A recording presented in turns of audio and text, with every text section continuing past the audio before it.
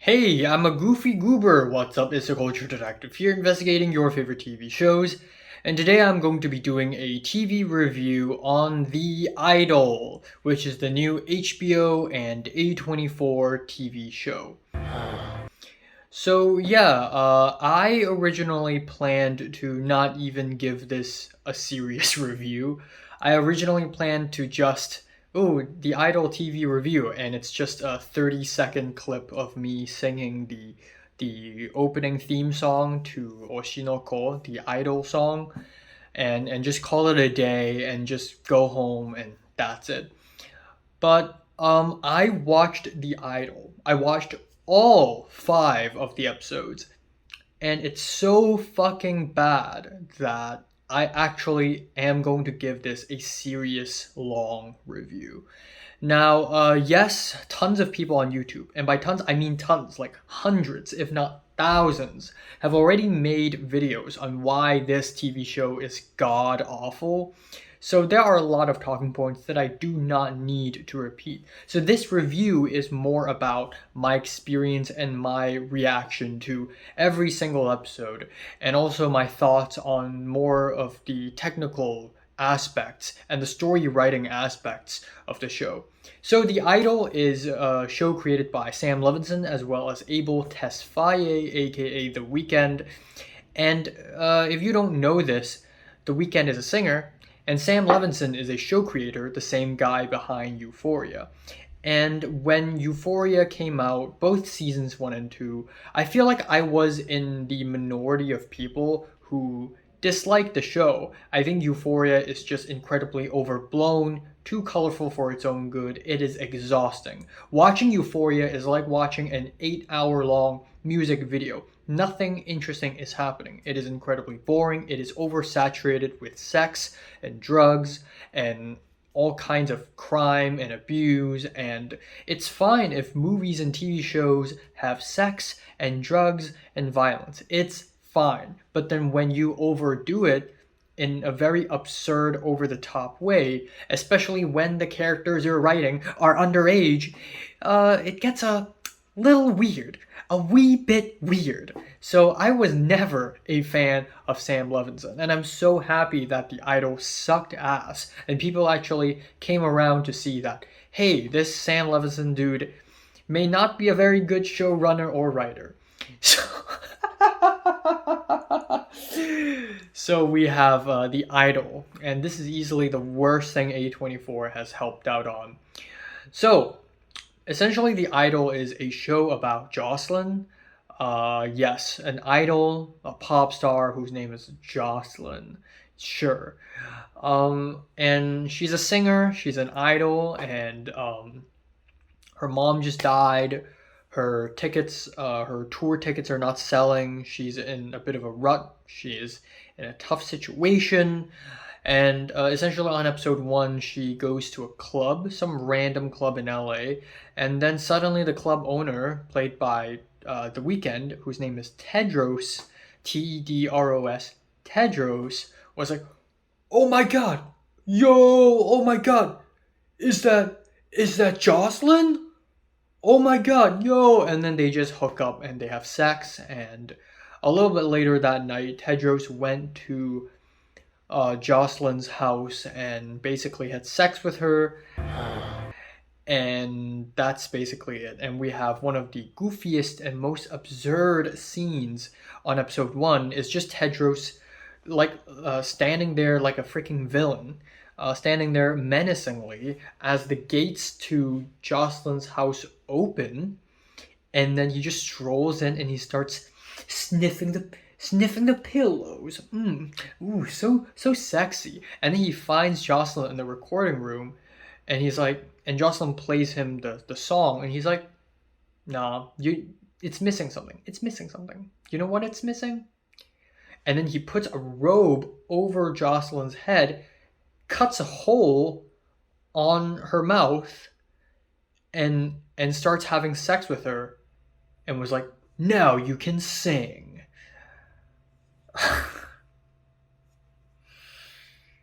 Why? Well, yes. Um, What? So yeah, and even in the opening scene of episode one is literally Jocelyn showing her boobs, showing her tits, and the intimacy coordinator was like, "That's not a great idea because that's not part of the contract. That's not part of the scene description." And a lot of people don't realize that not only does intimacy coordinators protect the talent, they also protect the crew as well and the people on that set because flashing yourself in front of a bunch of strangers is not a good idea to the strangers. So the very good, well-written characters of the show decided to lock that intimacy coordinator up in a bathroom and called it a day. And it's just so silly that even the opening scene features boobs and the rest of the show, every single goddamn scene has Jocelyn basically completely fucking naked. Either that or she's almost naked, wearing a see-through bra or something like a non-bra, like a bra, but it's actually not a bra. Came on her face and then took a photo. Why would she do it to herself? What? He probably Why was would? fine as shit, had a big... You want to get in closer? Ugh! Ugh! Oh my! And it just goes to show that Sam Levinson and The Weeknd is really living out their absolute sexual fantasies. And it's ironic given that originally the show is going to be directed and ran by a woman, but Sam Levinson thought that it's too female centric when the main character is literally a woman. And instead, Sam Levinson just completely flipped the script and turned it into one gigantic softcore porn. And it's not even sexy. It's not even fun. It's not even entertaining. It's kind of boring, actually. And another really ironic thing is right off the bat on episode one, we have this scene where one of the characters essentially complained, like, hey, why are we romanticizing mental illness? It is not sexy. It is a legitimate issue that people need to face and fix, and romanticizing it only makes it worse.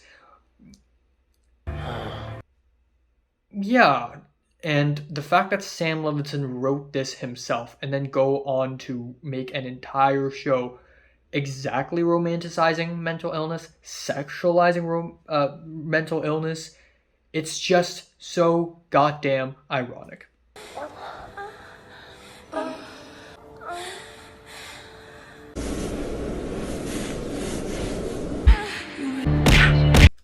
All right, and that's only episode one because it gets worse from here on out. We have episode two, where the first scene is Jocelyn waking up naked.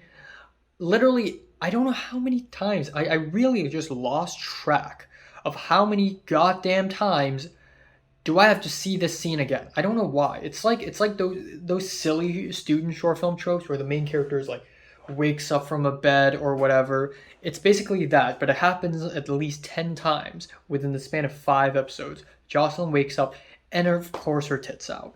And then we have this incredibly long scene, like 20 minutes long, where Jocelyn tries to film a music video, and because of her incredibly high demands, she kept falling apart. She cried. She kept stopping the production and was mad.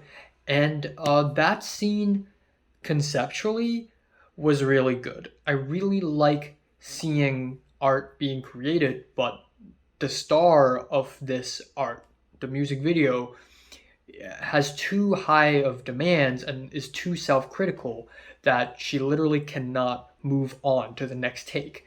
And again, conceptually, it's good. If the editing wasn't so goddamn goofy, why is it so choppy? Why is it edited like it's a freaking documentary or something? It's like it has ADHD. It just constantly jumps to another conversation, to another conversation, to another conversation. And the dialogue is terrible. These conversations, I don't even take them seriously. Josh. What? I hate his vibe. Really? Yes. What's wrong with him? He's so rapey. Yeah, I kind of like that about him.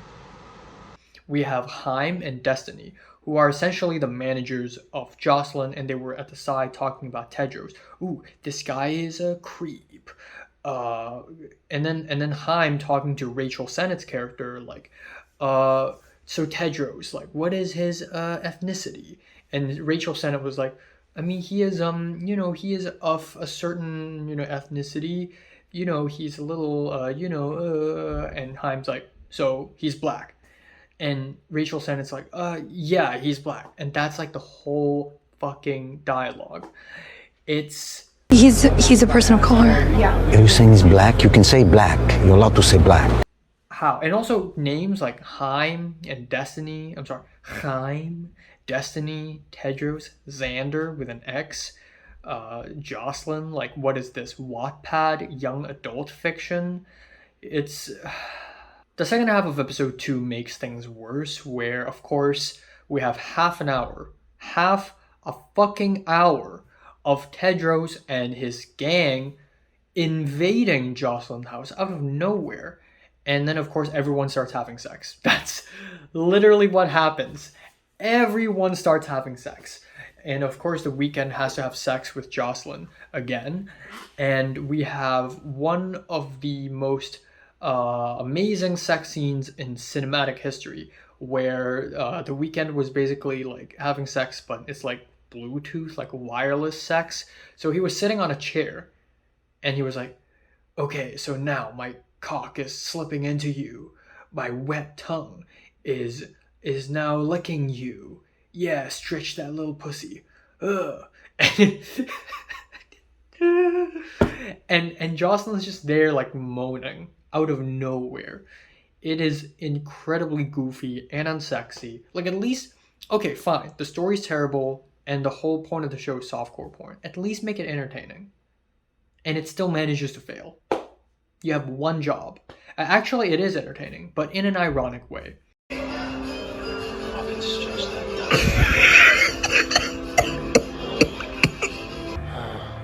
Now we have episode 3, and of course nobody talks about episode 3 of The Idol without talking about the legendary curb stomp scene where Tedros and Jocelyn goes shopping.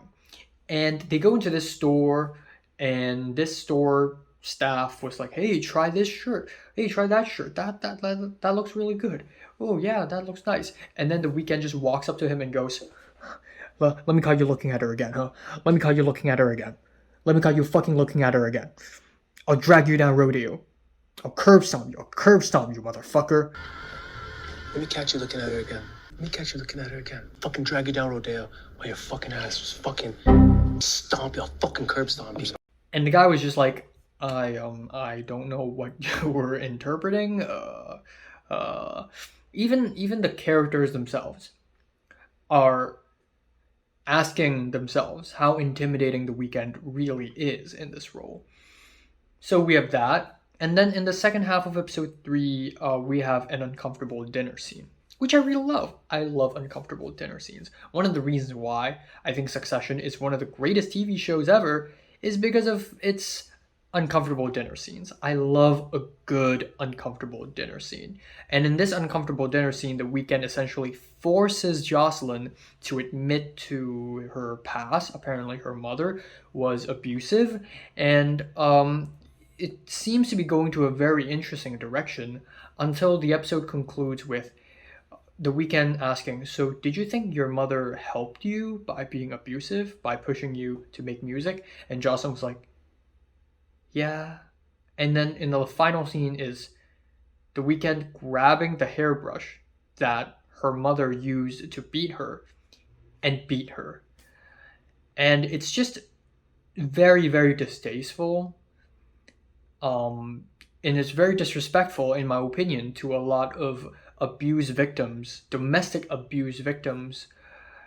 And the way the show just romanticizes it, making it feel and look like a really great thing. And even if later in the show, the story sort of vilifies the Weeknd, it's still framed, it's still edited, it's still shot like it is a sexy scene. It's not. It's called physical abuse, man. It's called abuse. It's not sexy. And then we have episode 4. And honestly, episode 4 is my favorite episode just because it is the least cringiest episode. There are a lot of boring scenes, and there aren't that many so bad it's good scenes, and that's probably why it's the most tolerable scene. Again, Jocelyn fucking wakes up from the same bed, still naked, and this time Mike Dean shows up out of fucking nowhere. And it's not just a character, it's Mike Dean himself, the actual producer for Kanye West, of Beyonce. He's worked with, I don't know, like Future or something. Mike Dean walks out of the car, and smoke comes out of the car, and he walks out of it with a bong, and he does a bong hit as he walks out of the car. That is so ridiculously absurd. It's so funny.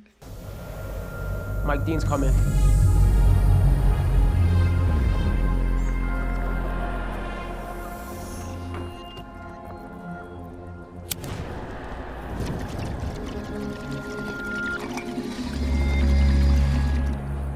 And then there's this Troye Sivan torture scene. So Xander is played by Troye Sivan, and honestly, his acting is not bad. Compared to The Weeknd and Lily Rose-Depp, his acting is actually not bad, and that's saying a lot. And this is easily, I think, unironically, my favorite scene of the entire show, where The Weeknd hears Troye Sivan singing and was like, wow, you're actually a really good singer. Are you lying? Did you lie about your vocals? And it was kind of weird, and it felt kind of weirdly sexual, like, boo, what, you think I'm gonna butt fuck you? No. And then literally the next scene, right after The Weeknd and Troye Sivan had, friendly conversation, albeit a little weird. The next scene, The Weeknd tortures him and puts a shock collar around him and electrocutes Troye Sivan. And it's weird because Lily Rose-Depp's character, Jocelyn, suddenly went from, yes, beat me up, yes, beat me up The Weeknd, beat me up. And then literally next scene, she just becomes this cold-blooded, icy villain. And was like, shock him, do it again, shock him, Tedros. And then Troye Sivan's on the floor like, no, I'm not lying. And that was actually kind of interesting. I thought, oh my god, the show's finally going somewhere kind of dramatic. Like, ooh, maybe right now Troye Sivan would be mad, and maybe he would want to organize a plan to hurt or even kill Tedros. Like maybe something interesting is gonna happen. Ooh. And that literally led to nothing, because immediately after that scene, on the rest of the episode, and on episode 5 as well, Xander, Troye Sivan's character, I keep jumping between Sivan and Sivan, I don't know. Troye Sivan's character acts like nothing has happened and continues to be Tedros' lackey. So this torture scene literally meant nothing. It meant nothing other than shock value. It was shocking, but like literally, but it literally built up to nothing. It had no purpose. So that was that. And then in the second half of episode 4, we have a party scene. Of course, it's not complete without a fucking party scene. And there's a party scene, and that is when Jocelyn found out that Tedros is actually a fraud, a con artist, because Tedros was actually friends with Jennie, and Jennie from Blackpink used Tedros to screw over Jocelyn so that Jennie could outshine her, I guess. And Jocelyn got mad, called her ex-boyfriend, and her ingenious master plan is, I'm going to call my ex-boyfriend, tell him to come over to my house, have sex with him, and that's it. Wow, ingenious. That's so smart. I can't believe it. Oh my god. And and then during that sex scene, The Weeknd is crying outside of her bedroom. And also that really weird scene where Haim and Destiny try to infiltrate the house, and Haim sent Destiny into the house and was like, hey, Destiny, try to, blend in and pick up information. And then there was this really creepy scene, like straight out of The Shining, where Chloe, this underage girl, also that actress from Red Rocket, also playing a cocaine addicted hypersexual underage white girl. She just rushed up to Destiny and was like, "Ooh, Destiny, such a beautiful name. Ooh." Like, I know she's supposed to be underage, like 17, but just because you're 17 doesn't mean you have to act like you're 9. All right. Destiny is my favorite name. Episode 5, literally over an hour long. I totally did not think it needs to be an hour long. The entire show can be a short film, really. But on episode 5, we have Andrew Finkelstein, who is this very powerful industry guy, and Haim and Destiny, the managers of Jocelyn, and also another woman who is a record label person, came to Jocelyn's house to look at her new music. And then, of course, Tedros and his cult shows up. And then we get this extremely long, like 25-minute long scene of this musical cult performing. Chloe singing a song while being almost naked. Moses Sumney singing a song while being almost naked. And then Xander, Troye Sivan, sings a song, not naked, thank God. But it's just one gigantic musical performance, like a set in the episode. And in the beginning, the managers and Finkelstein was like, "Oh, it's garbage. Like, I don't need any of this." And then somehow by the end of the performance, they were like, "Oh my God, this is like the second coming of Beethoven. This is crazy. Oh my God, wow." And truth be told, the songs aren't even that good. The songs are actually kind of mid. What could I do to make your eyes wider? And so their randomly super satisfied reaction literally came out of nowhere and was extremely absurd. And then again, it's like there's an entire episode between 4 and 5 that we completely missed out on because we got the changing power dynamics. Suddenly the cult does not like Tedros anymore, or doesn't listen to him as much and listens to Jocelyn more. But that literally came out of nowhere. That was incredibly left field. And then again, Troye Sivan's character is suddenly loyal again, even though he was tortured. He's loyal. Okay, yeah, maybe he's threatened to be loyal, but it looks like he is actually loyal to the Weeknd. So again, I feel like I'm missing some context here, but characters are literally changing and doing things randomly out of nowhere, and it doesn't really make a lot of sense. And then we have a time jump to the future, and we have Jocelyn performing live on stage, and it's a happy ending, and Jocelyn invites The Weeknd back to the stage and kisses him, even though he was also a convicted felony, and somebody wrote a very bad article about him. So yeah, again, don't know why, don't know where did that come from. That entire arc completely defeated the purpose of Tedros. Tedros is supposed to be what's wrong with this industry. The over-sexualization, the use of drugs, abuse, but then it's over-sexualized and romanticized, and okay, maybe the show will finally like kill him off at the end, but no. So what's the whole point? And yeah, maybe the show is trying to show how saturated and how corrupted the industry is, but this show is literally just as corrupted as this industry suggests. It is what it's trying to laugh at and satirize. It literally becomes what it is trying to satirize. It's nonsense. Troye Sivan's character arc literally went nowhere. Rachel Sennett's character is the only character I really rooted for because she seems like she's the only sane person here, and her arc went nowhere. She just goes away at the end. Jenny barely had screen time. Apparently Jenny was originally going to have a lot more screen time, but they cut her off. So she shows up a little bit in the beginning. She shows up a little bit for like one scene on episode 4. And then on episode 5, she fails, and Jocelyn wins over her. So what's the point? Yeah, so the story is boo-boo. The story is crap. It's shit, so to speak. But a lot of people still defend The Idol for its technicalities. But first of all, the editing is annoying. The editing is incredibly choppy and annoying and ADHD, and the cinematography is okay, but I know they're trying to mimic this filmic look, but there are a lot of very overexposed shots that look really goofy. The soundtrack is annoying, it's very buzzy, it's very poppy. The acting is god awful. Lily Rose-Depp, she tried. I can tell she tried, but goddamn is it not good. The Weeknd can't act, and yeah, this show is just incredibly tacky, absurd, at times misogynistic, and not well written at all.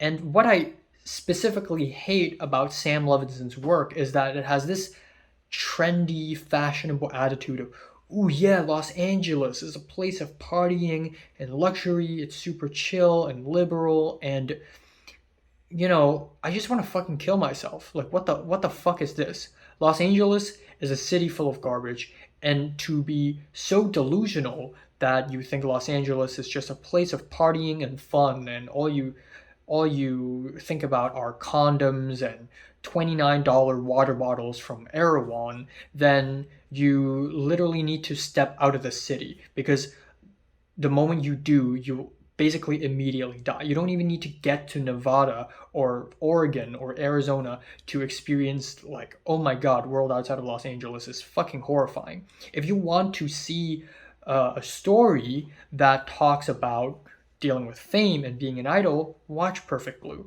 If you want to see a show about media and how corrupt media organizations are, watch The Boys. Just don't watch The Idol, or watch it for the funsies. I don't know, because this show is god awful, it's terrible, and it's probably one of the worst shows I've ever seen.